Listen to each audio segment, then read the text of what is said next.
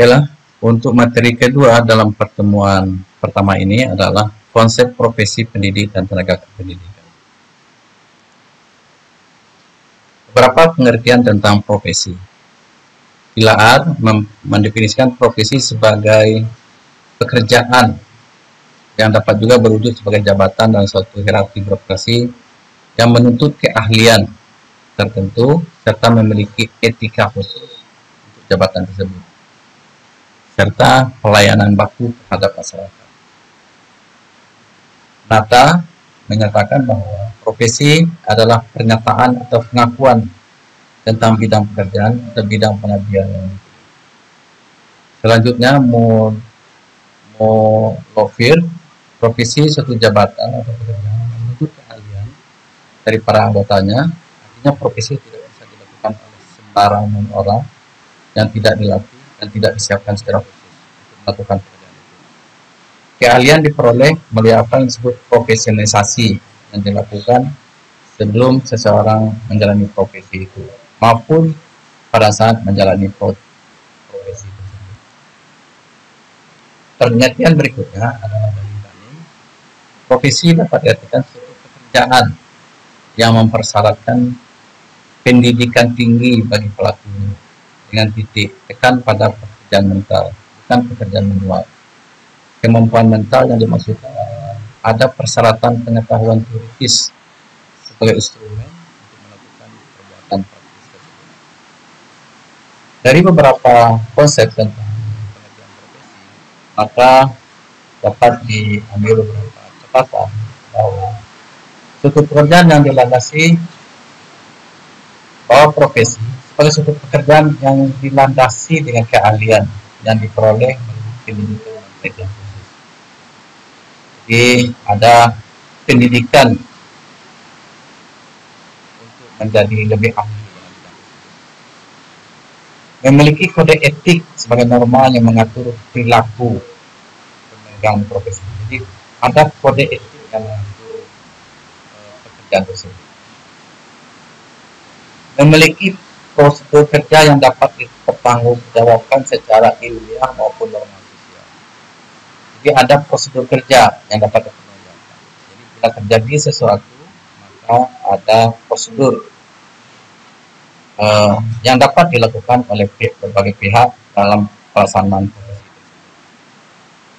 Memiliki asosiasi sebagai wadah para pemegang profesi, baik terutama untuk meningkatkan kemampuan profesional. Sehubungan dengan adanya perkembangan ilmu pengetahuan dan teknologi, maka pendidikan semula dan diikuti itu tidak cukup agar dia bisa menjalankan profesinya dengan baik. Maka asosiasilah yang menjadi tempat bagi para pemegang profesi itu untuk selalu meningkatkan kompetensi dan kemampuannya sehingga memiliki keahlian yang update sesuai dengan perkembangan ilmu pengetahuan dan teknologi. Memberi pelayanan khusus sebagai bagian dari kehidupan bermasyarakat. Jadi ada layanan khusus, misalnya mendidik, profesi pendidik, dokter melayani kesehatan warga masyarakat, bantuan hukum, advokat atau pengacara dan sebagainya. Kemudian mengalami perkembangan sesuai dengan tuntutan perkembangan ilmu pengetahuan, teknologi maupun sosial masyarakat. Jadi profesi itu senantiasa berkembang sesuai dengan tuntutan perkembangan ilmu pengetahuan, perkembangan teknologi maupun tuntutan dari sosial masyarakat. Kemudian profesi dapat menjamin kesejahteraan. Profesi dapat menjamin kesejahteraan dari pemangku profesi tersebut. Apa beda profesi dengan pekerjaan tukang? Tukang memang memerlukan keahlian khusus, tapi keahlian khusus itu tidak memerlukan pendidikan khusus, tidak memiliki asosiasi sebagai bagian dari pengembangan, tidak memiliki kode etik yang mengatur para pemegang profesi. Guru sebagai jabatan profesi. Tugas pokok guru adalah pendidik profesional dengan tugas utama mendidik, mengajar, membimbing, mengarahkan, melatih, menilai, dan mengevaluasi peserta didik. Baik pada jalur anak usia dini, pendidikan dasar maupun pendidikan menengah. Termasuk sesuai dengan Permentan RB nomor 16 tahun 2009 pasal 1. Kegiatan guru, apa yang dilakukan guru sebagai jabatan profesional? Mereka melakukan kegiatan menyusun rencana pembelajaran, melaksanakan pembelajaran yang bermutu, menilai dan mengevaluasi hasil pembelajaran, menyusun dan melaksanakan program perbaikan dan pengayaan terhadap peserta. Bagi guru BK dengan posisi, maka tugasnya adalah menyusun rencana bimbingan, melaksanakan bimbingan, mengevaluasi proses hasil bimbingan, serta melakukan perbaikan tindak lanjut bimbingan dengan memanfaatkan hasil.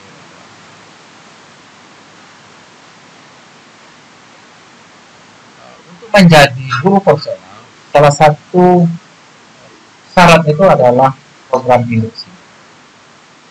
Apa yang dimaksud dengan program induksi?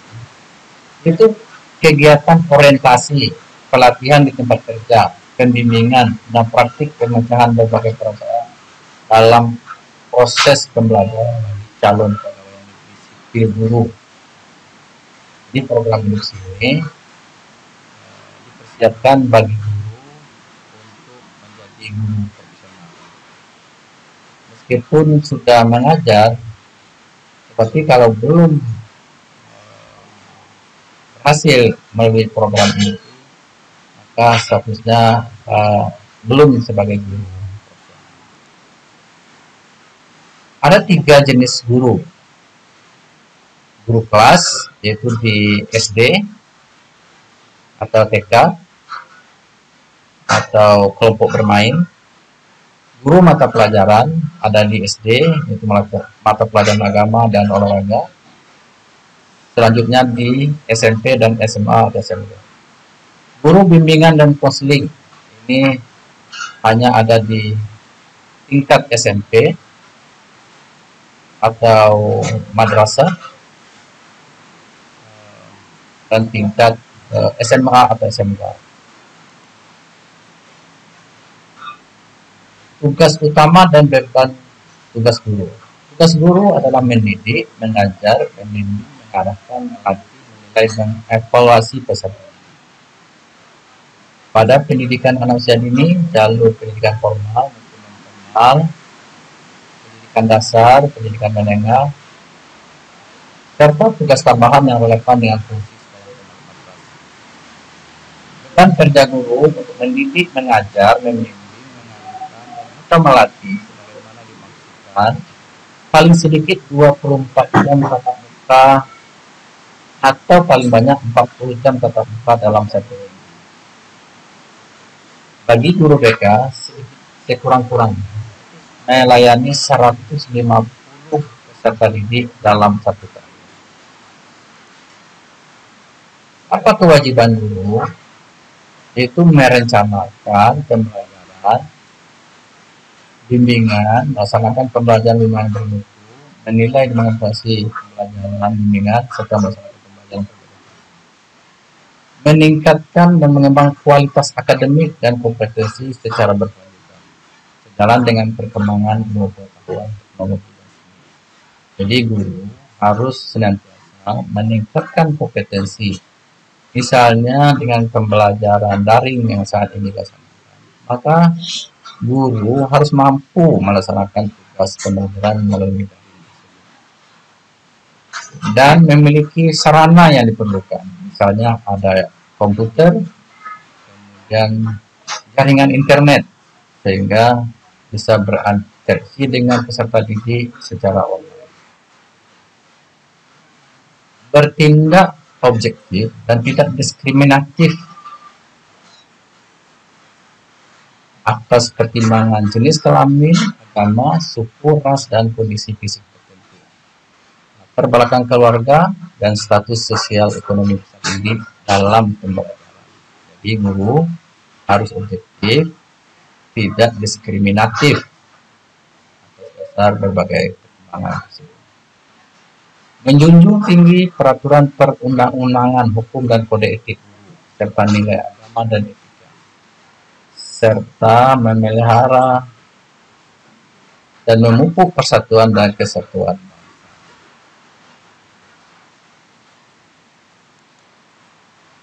Wewenang guru. Guru berwenang memilih dan menentukan materi, strategi, metode, media pembelajaran atau bimbingan, alat penilaian atau evaluasi dalam pelaksanaan proses pembelajaran atau bimbingan untuk mencapai hasil pendidikan yang bermutu, dengan selalu berorientasi pada kode etik profesi.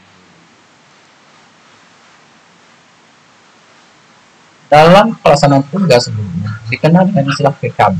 PKB itu adalah tingkatan dan pengembangan keprofesian berkelanjutan, yaitu pengembangan kompetensi yang dilaksanakan sesuai dengan kebutuhan, dilakukan secara bertahap, berkelanjutan untuk meningkatkan profesionalitas.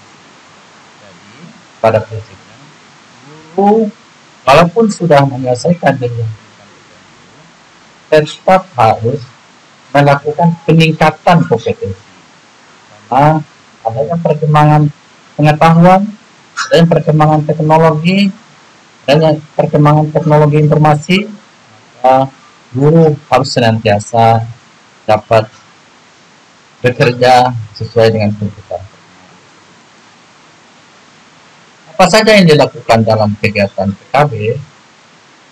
Ada 3 hal, yaitu pengembangan diri dalam bentuk diklat fungsional dan kegiatan kolektif guru, dalam bentuk kelompok kerja guru, kelompok kerja kepala sekolah, kelompok kerja pengawas, dan publikasi ilmiah. Jadi guru harus melakukan publikasi ilmiah, harus melakukan penelitian, dan membagi hasil penelitian itu, share hasil penelitian itu kepada guru lain, agar guru-guru lain mendapat perkembangan ilmu dari guru-guru yang telah melakukan penelitian. Kemudian mempublikasi buku teks pelajaran. Yang ketiga adalah karya inovatif, mengembangkan teknologi tepat guna. Jadi kalau guru dapat mengembangkan karya inovatif, teknologi tepatnya dalam pembelajaran, bagaimana menggunakan media pembelajaran yang efektif. Kalau ditemukan guru, nah guru perlu berbagi, share dengan teman-teman. Menemukan atau menciptakan karya seni, misalnya guru menciptakan lagu, guru membuat modifikasi alat pelajaran, peraga, praktikum, dan mengikuti pengembangan penyusunan standar pedoman soal disiplin. Guru terdiri dari 4 jenjang jabatan. Pertama, guru muda, guru pertama. Kedua, guru muda. Ketiga, guru madya. Dan guru yang posisi jabatan guru tertinggi itu adalah guru utama. Kalau di jabatan PNS, guru pertama itu bergolongan 3A, 3B, guru muda 3C dan 3D, guru madya 4A, 4B, dan 4C. Guru utama itu adalah 4D dan 4D.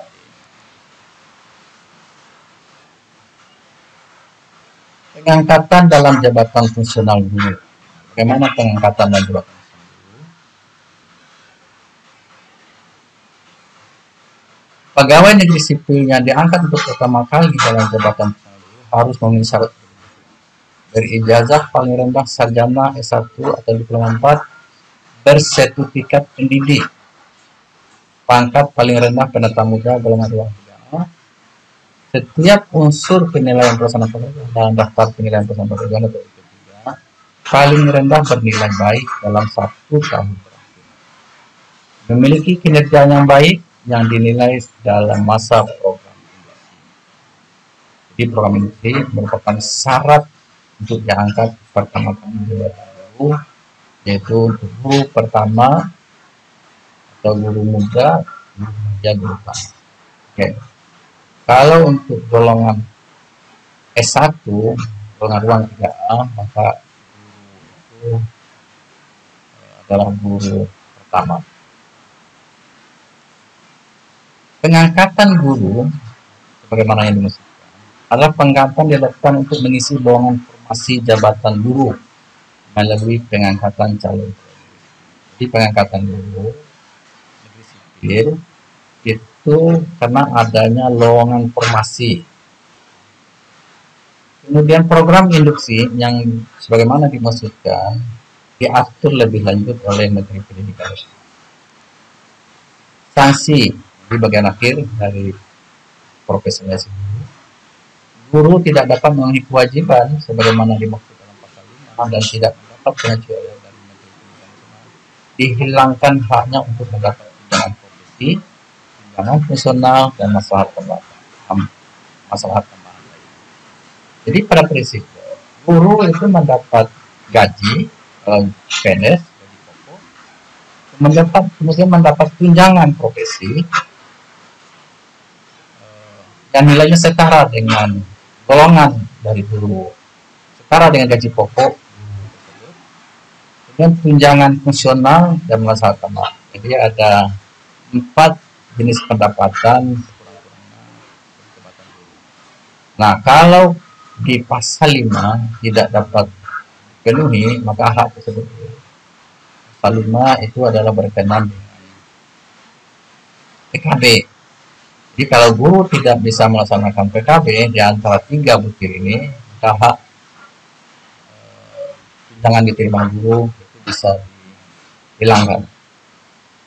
Kemudian ketika guru terbukti memperoleh penetapan angka kredit dengan cara melawan hukum, diberhentikan sebagai guru dan wajib mengembalikan seluruh tunjangan profesi, tunjangan fungsional dan masalah tambahan dan penghargaan sebagai guru yang pernah diterima setelah bersangkutan memperoleh dan menggunakan program angka kredit tersebut.